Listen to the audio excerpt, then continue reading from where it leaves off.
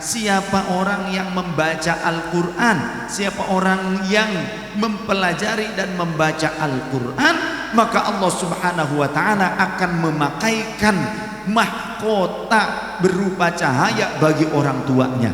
Jadi bagi kita orang tua yang anak-anaknya dididik dengan Al-Quran untuk bisa memahami Al-Quran, bisa mengamalkan Al-Quran, maka yakinlah nanti pada hari kiamat orang tuanya akan dipakaikan oleh Allah dengan mahkota dari cahaya. Sallu ala Nabi Muhammad. Bagaimana dengan si anaknya, dengan kita yang mengamalkannya sendiri? Allah akan memakaikan jubbatan min nurin, jubah dari cahaya, maka anak dan orang tuanya akan menjadi ahli surga jannatin na'im.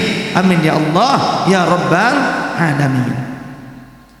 Dan yang patut kita syukuri adalah bagaimana keluarga besar ini masih tetap teguh dengan akidah Ahlus Sunnah wal Jamaah di tengah-tengah perkotaan, dalam kehidupan yang serba modern dan banyak pemahaman-pemahaman yang baru saat ini. Mereka masih tetap menjaga akidah Ahlus Sunnah wal Jamaah, bahkan menghaulkan orang tuanya.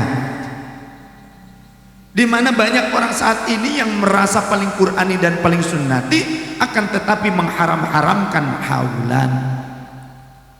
Dari mana sesungguhnya haulan itu, dan isi haul itu apa? Jika haul yang dimaksud adalah haul orang tua kita, haul para ulama, haul para aulia, haul guru-guru kita, haul saudara kita yang ketika bertemu tahun di mana kematiannya, kita kemudian mendoakan mereka, ada juga menziarahi kubur mereka, bersedekah untuk mereka, maka sesungguhnya Rasul sallallahu alaihi wasallam senantiasa menghaulkan para syuhada Uhud. Dengan cara apa? Di dalam hadis dinyatakan, wa kana Rasulullah sallallahu alaihi wasallam yazuru syuhada Uhudin fi kulli haulin. Sesungguhnya bagi Rasul sallallahu alaihi wasallam sudah terbiasa menziarahi pekuburan para syuhada Uhud di setiap haulnya, di setiap tahunnya. Haul itu tepung tahun. Jadi Rasul seringkali beliau melakukan ziarah kubur ke pekuburan para syuhada Uhud di Jabal Uhud di setiap haulnya, di setiap tahunnya. Maka begitu pula kita ikuti Rasul sallallahu alaihi wasallam jika Rasul berziarah, tapi kan tujuan ziarahnya itu juga mendoakan, sebagaimana di dalam Sahih Muslim Rasulullah itu berziarah ke kuburan Baqi. Di antaranya apa yang dilakukan Rasul? Apakah cuma lewat ngucapin salam saja?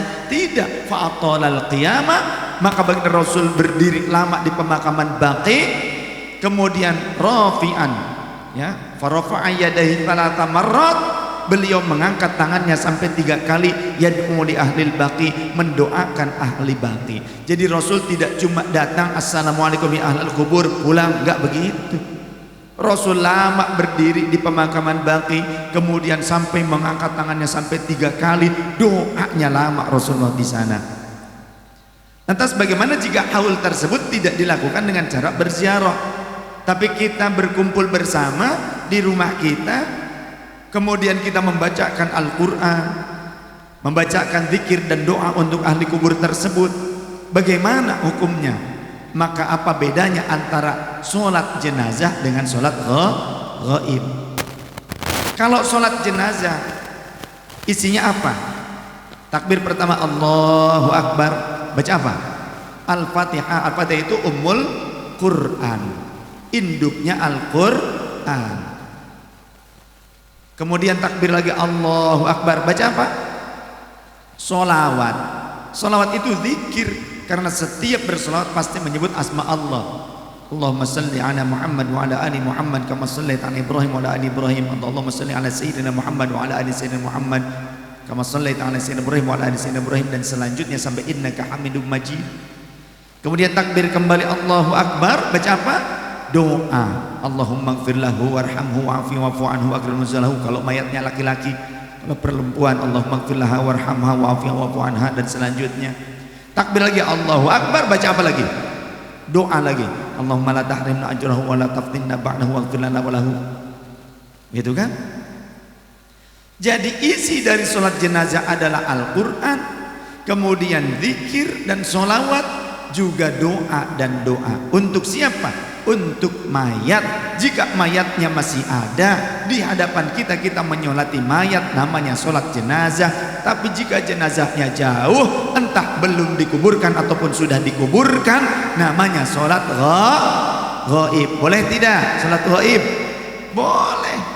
Rasulullah ketika Raja Najasyi yang sudah masuk Islam, yang ada di wilayah Afrika, meninggal, Rasul keluar rumah kemudian mengumumkan kematian Raja Najasyi.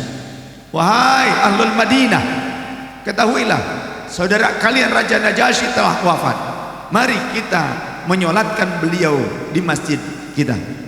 Akhirnya para sahabat berbondong-bondong kumpul di Masjid Nabawi melakukan sholat ghaib. Raja Najasyi wafatnya di Afrika, di Habasyi, di Najasyi, ya. Akan tapi Rasul tempatnya di Madinah. Tapi tetap dilakukan sampai tidak kira-kira bacaan Fatihah itu, bacaan zikirnya sampai tidak, bacaan sholawatnya sampai tidak, doanya sampai tidak. Kalau enggak nyampe, coba deh mati duluan, kita buktikan. Berani enggak?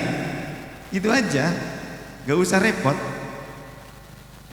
Jadi apa yang kita bacakan tadi, Al-Quran, kemudian zikir dan sholawat, kemudian doa dan doa, walaupun tidak dibacakan di samping kuburnya Bapak Haji Karimun, tidak mengapa.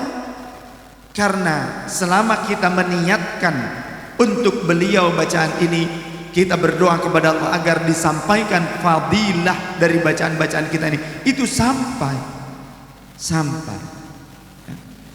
Maka tentang pembacaan Al-Quran ini akan diterima dan bermanfaat untuk ahli kubur. Di dalam kitab Ar-Ruh yang saya pegang saat ini kitab Ar-Ruh karya Syekh Ibnul Qayyim Al-Jauziyah, murid Ibnu Taimiyah, ulama kebanggaan dari saudara-saudara kita yang Salafi Wahabi, yang selalu berstatement bahwa pembacaan Al-Quran bagi ahli kubur itu tidak bermanfaat. Ini kitabnya masih bahasa Arab. Dan ini karya ulama kebanggaan mereka.